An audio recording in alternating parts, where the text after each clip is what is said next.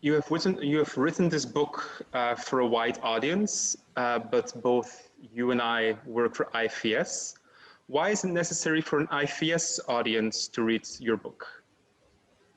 Well, several reasons. I mean, one is we cannot divorce what is happening in our universities from what is happening in the wider world.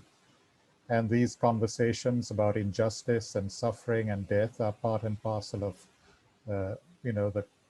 the questions that arise in the university in many different personal conversations, but also in academic conversations.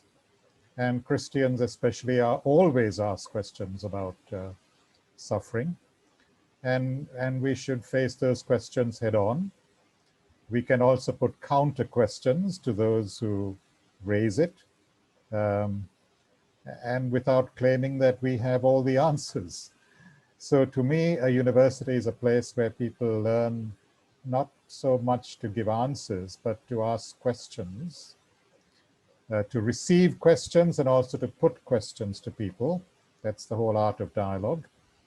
And so if we are truly honest and say, look, let me read more deeply about this question that you've just asked me, and let me come back to you, then I think that we carry more credibility than if we just run off or fire at people some sort of answers that we have picked up from our churches or from popular Christian books, which, like I said before, really don't do justice either to the Bible or really satisfy a thoughtful questioner.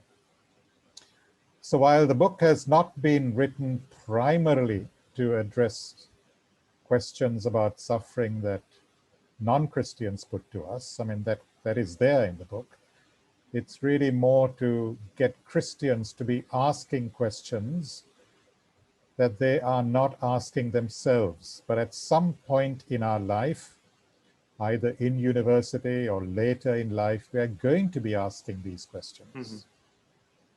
And then when we are going through suffering or dealing with the suffering of somebody who is close to us, we will inevitably be asking questions that take us beyond the popular teaching in our churches and student groups.